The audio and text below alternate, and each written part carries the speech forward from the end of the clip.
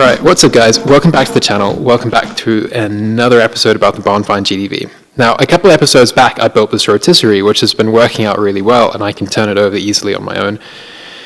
And it does everything I want it to do except for it has three big issues. Number one, it is too tall. It doesn't fit under my front door to the workshop. With the octagon just being as big as it is, it doesn't go under the front door to the workshop, and that's a pretty big issue. Number two is that the wheelbase of it, the width it's really, really narrow, so it doesn't fit on my trailer. If I made the wheelbase any wider, it wouldn't be easy to roll over. But as it is, I can't get this up on the trailer, and I thought either I have to modify the trailer or I have to modify this frame. And I thought, best to modify the frame. And the third thing is, these wheels are really super tiny, and they're going to be no good over gravel or any kind of bumpy surface. So what I've got here are a couple lengths of steel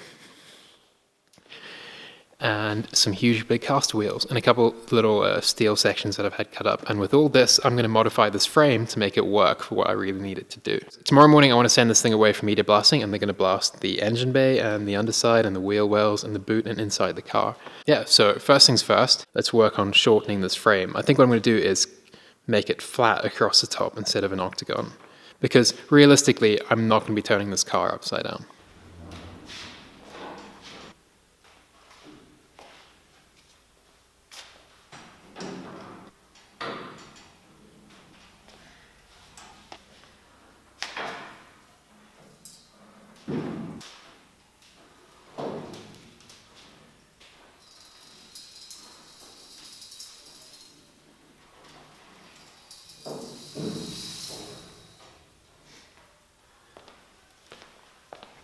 My plan for this one is actually pretty simple. All I'm going to do is put a bolt through here and on the other side over here. I can cut the frame off about here, and that should give me the height reduction I need. This front one's pretty easy. The rear one has to go through the window, the rear side window. It's not ideal, but it will work. I don't really feel like doing anything much more complicated than this just to get this car out of the workshop. And this will work fine. I mean, isn't simplicity the ultimate sophistication after all?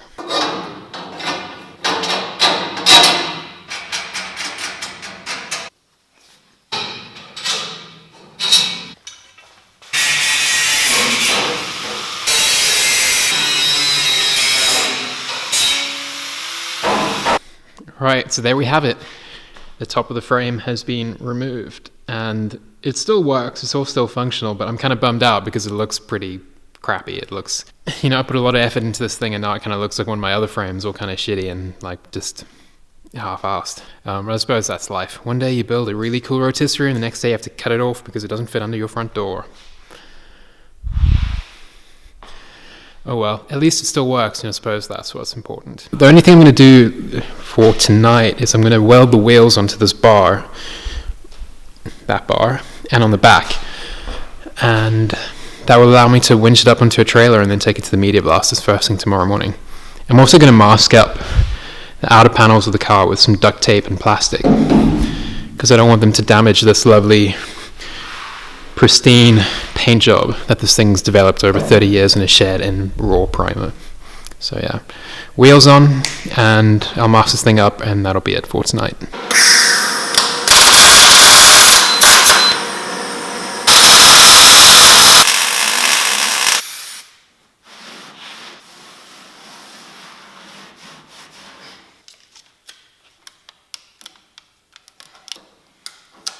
Okay, so yeah, I've masked up quite a lot of this thing where, like, I want them to media blast and like in here, but I don't want them to stuff up the outside. I hope this works. I'm kind of, now that it's done, I'm a little bit doubtful, but I'm pretty sure I'm going to have some overspray from the blasting, but at least it's done. Anyway, I'm going to call this an evening. It's almost 10, and it's about 1 degree in this workshop, so I'm going to give it up now and go inside where it's warm. Anyway, I'll continue in the morning.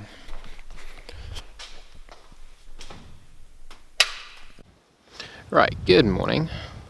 Welcome back. I have the car on a trailer. It's pretty precarious actually. Once it's all up on the trailer, it is so high off the ground. This makes me pretty nervous. I think I'm going to have to take a very long, slow drive to the media blasters, towed by the trusty 88 Land Cruiser with rust.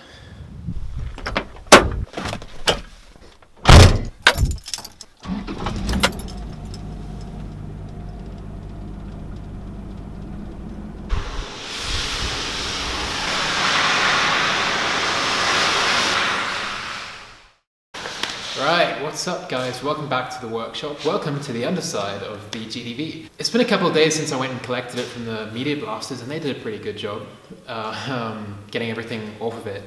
No nasty surprises, which is great. Usually when you send a car away to be blasted, it comes back with a whole bunch of issues that you didn't know were there, like the 64 Sprint, like that, that was a mess. Anyway, I'm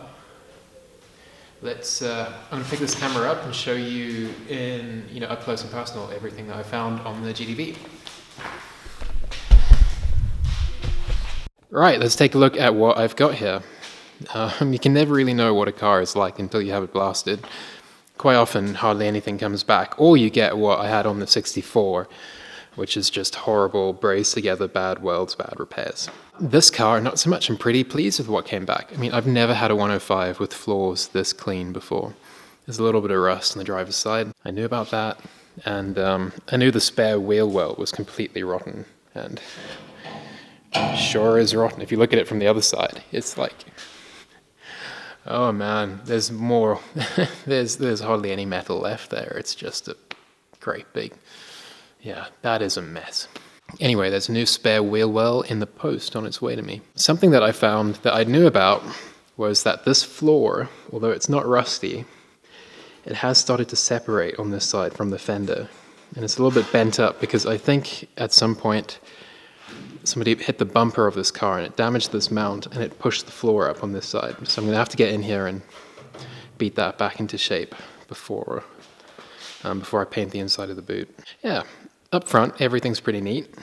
The engine bay is really nice. There's hardly any damage in it. There are a few spots where we're going to have to do some neatening up. Some spots like this here, you can see where this is pinched together. The metal doesn't meet up everywhere. So I'm going to go through here with the hammer and dolly, get it all nice and flat, get it really nice and neat. Yeah, just neaten up. Some of the stuff from the factory wasn't really done that well.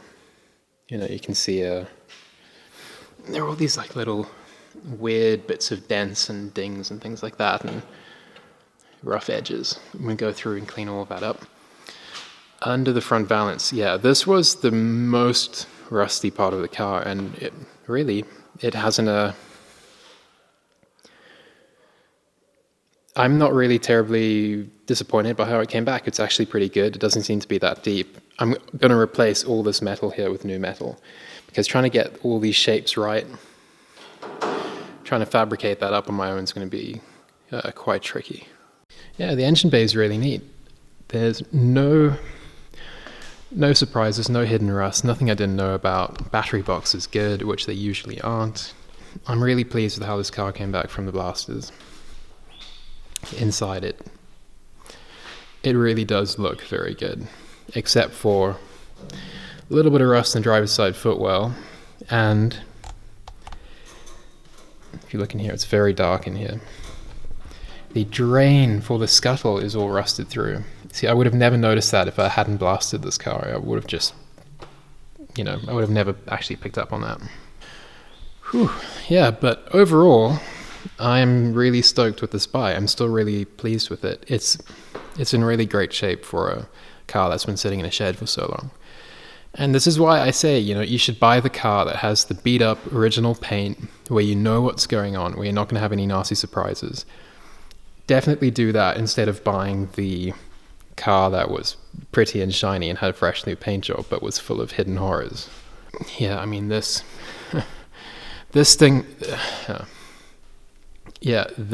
still creeps me out when I think about it. The fact that I drove this car for years and had no idea that what was hiding under that shiny paint job.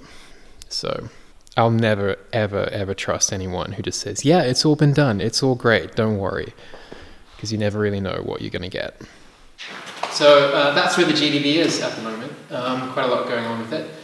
I'm glad I finally got it to the state of being blasted, so I know exactly where we are. When I initially planned this 1 month build, I know it's way past a month already, I wasn't going to do any of this. I was literally going to pull the engine and drivetrain, rebuild it, clean the body, pressure wash it, and stick everything back. I was having some thoughts about that, and I thought, actually, I really, really want to make sure the basics of this car are done.